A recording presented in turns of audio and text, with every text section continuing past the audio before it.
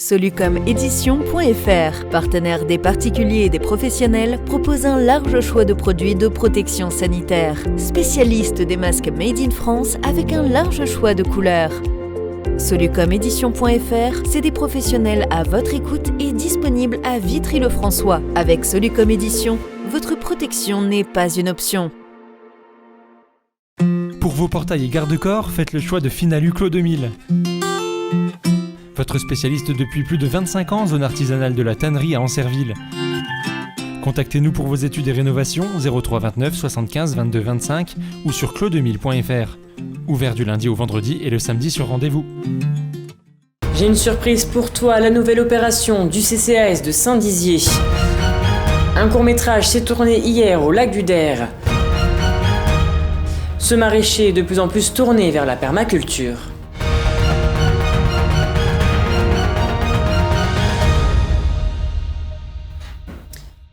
Bonsoir à tous, bienvenue dans votre journal du 14 mai 2021 et ouvrons cette édition avec l'opération menée par le CCAS de Saint-Dizier dans le cadre de la Semaine Bleue. Ce nouvel événement, j'ai une surprise pour toi, se traduit en un spectacle sur mesure dont l'objectif est de mettre en lumière des personnes de plus de 65 ans. Le concept, délivrer un message d'amour, d'amitié ou de reconnaissance à travers une chanson, une vidéo, une danse ou un texte, avec pour unique objectif apporter de la chaleur aux aînés et oublier ces 2 dernières années le temps de quelques minutes. Écoutez. Nous ont proposé quelque chose d'un peu différent par rapport aux autres années, puisque tout à chacun a été privé de lien social, de lien familial, de convivialité, de spectacle, de bonheur. Que chacun autour de soi ouvre ses yeux et regarde quelle est la personne qu'il voudrait mettre en lumière ce jour-là, qu'il veut remercier ou qui veut simplement lui délivrer un message d'amour. Voilà. L'idée, c'est donc de faire un spectacle festif pour clôturer la Semaine Bleue. J'y ai déjà été de nombreuses fois convié et une nouvelle fois, on va donc avoir la chance de faire un spectacle pour clôturer cette semaine avec les danseuses, des chanteuses. On va faire quelque chose de très festif. Alors la crise sanitaire, c'est vrai, nous a quand même empêché de dire je t'aime aux personnes qui nous entourent. Donc oui, l'idée m'est venue comme ça. Et puis elle m'est venue aussi en regardant tout bêtement une émission de télévision qui s'appelle Surprise, Surprise. Et je me suis dit, on n'a pas ce concept-là de surprendre des gens qu'on aime à leur insu, bien sûr, et à travers un spectacle très festif, la ville de Saint-Dizier et le CCAS m'en donnent la possibilité. Donc je m'en réjouis. Une fois que les dossiers seront déposés, et après concertation avec les équipes du CCAS, eh bien on va sélectionner des surprises. Et mon rôle à moi, c'est les accompagner. On ne va pas laisser les gens faire leurs surprises, parce que c'est déjà dur de monter sur scène si on n'en a pas l'habitude. Donc mon rôle à moi, c'est les accompagner, de faire la surprise la plus efficace, la plus jolie possible. Et merci à Alison Godefroy pour les images. Philippine Agneray, une Marnaise, est revenue sur ses terres d'origine ces jours-ci afin de tourner un nouveau court-métrage, Foudre. Celui-ci raconte le deuil d'un homme confronté à la perte d'un être cher. Les caméras se sont posées hier au lac du Der, à la plage de Nuisements, le temps d'une scène. Un reportage de Manon de Fontis. Allez, moteur. 5 sur 2, première. Hier, le lac du Der s'est transformé le temps d'une après-midi en un véritable plateau de tournage. Un lieu que la scénariste Philippine connaît bien. Originaire de Vitry-le-François, elle a choisi le pays Vitria comme décor pour son nouveau court-métrage, Foudre. C'est l'histoire d'un jeune policier qui perd sa femme dans un accident de voiture. Et alors le court-métrage, c'est toutes les étapes de son deuil et l'échappatoire qu'il cherche, l'échappatoire qu'il espère. Le deuil, un sujet qui touche personnellement les 2 scénaristes, Philippine et Luna. Confrontés très jeunes à la perte d'un être cher, leur rencontre au cours Florent les a poussés à écrire sur ce thème. Nous, on a remarqué qu'en France, on n'en parle pas beaucoup du deuil, c'est un sujet très très tabou. Et nous, on a envie d'en parler et surtout de transmettre un message d'espoir aux gens qui ont vécu, parce qu'énormément de personnes vivent le deuil, enfin même pas forcément même celles qui ont perdu quelqu'un, mais par exemple que ce soit un deuil amoureux, un deuil amical, un deuil de famille, un deuil... Enfin voilà, et du coup, c'était vraiment important pour nous d'en parler quoi, et d'évoquer ce thème à travers ce film. Pour mettre en scène leur message d'espoir, une équipe d'une quinzaine de personnes s'active, sous la houlette du réalisateur Denis. Ravi de reprendre le chemin des tournages, l'équipe s'affaire dans la joie et la bonne humeur. J'exige que tu viennes à l'eau tout de suite. C'est mort. Non, arrête, c'est mort. Coupé. Ça fait tellement de bien de pouvoir retrouver les gens qu'on connaît aussi, qui viennent un peu de partout. Là, on a une partie de l'équipe qui vient de Suisse, une partie qui vient de Lyon, on a notre ingé son qui vient de Nîmes et une partie de l'équipe qui vient de Paris.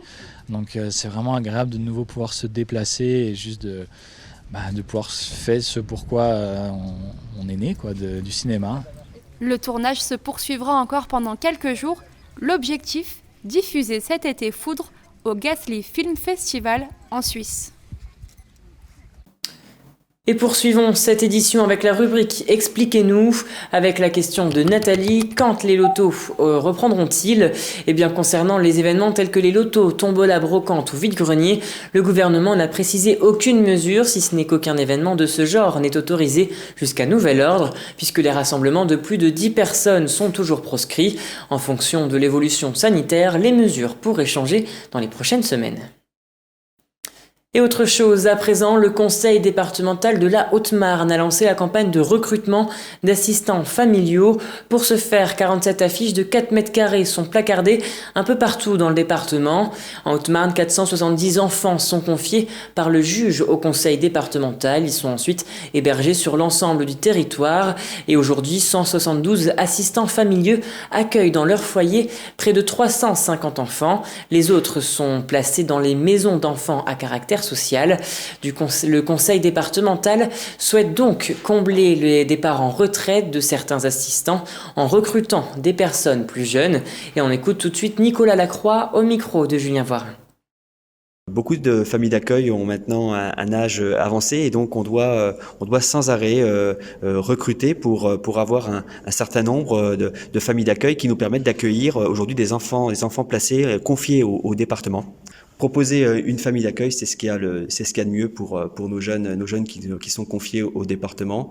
On privilégie les familles et non les établissements. 80% des enfants confiés se trouvent dans des familles d'accueil, 20% dans les établissements. Donc on a besoin de familles d'accueil dans ce département. C'est l'objectif de cette campagne de recrutement, mais aussi de valorisation de ce métier, parce que ce métier est finalement peu connu. Depuis 2019, Geoffrey Gérard fait pousser des fleurs et des légumes de façon biologique et essaye de se rapprocher de la permaculture. Chaque semaine, il est d'ailleurs présent dans les marchés du territoire. Un reportage de Théo Raguin.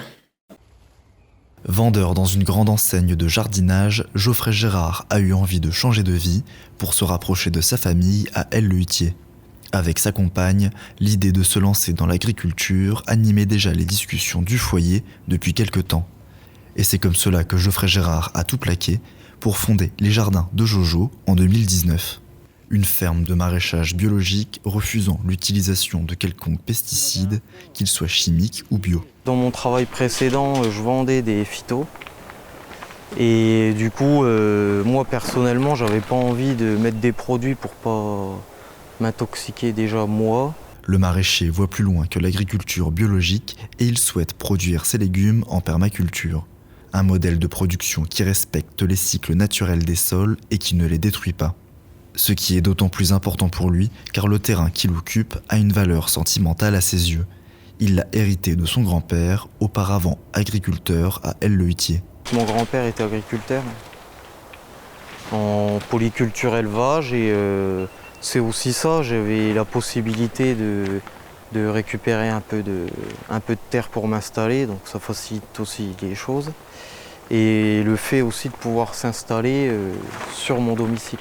Et en plus de produire proche de chez lui, Geoffrey Gérard souhaitait également vendre localement. Ce dernier distribue ses produits en circuit court sur les marchés locaux, dans un rayon de 30 km autour de son exploitation. Sur le secteur déjà, il n'y avait pas de maraîcher bio à proximité, donc je pense qu'il y avait réellement une place à prendre. Il est donc possible de retrouver les jardins de Jojo le jeudi matin sur le marché de Vitry-le-François, le samedi matin à Saint-Amand-sur-Fion et le vendredi en vente directe à son exploitation. Et c'est la fin de cette édition. Merci à tous de l'avoir suivi. Dans un instant, vos prévisions météo d'Alison Godefroy. Très bon week-end à vous. Toute l'actualité qui vous concerne, à voir et ou à revoir, dès maintenant sur puissancetélévision.fr et sur notre application mobile.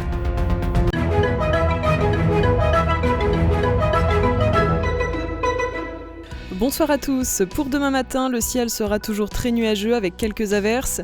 8 degrés à Chaumont, 9 degrés pour le Triangle. Pour l'après-midi, toujours de la pluie, ciel couvert à Vitry-le-François. Côté température, 13 degrés à Bar-le-Duc, 14 degrés à Saint-Dizier. Demain, samedi 15 mai, nous fêterons les Denises et nous gagnerons 3 minutes de soleil. Très bonne soirée avec Puissance Télévision.